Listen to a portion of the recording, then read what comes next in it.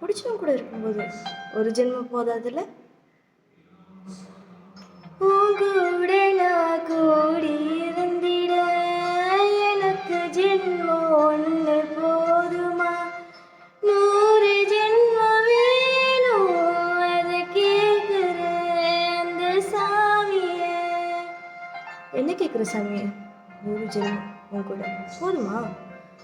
100 ஜென்மம் நமக்கு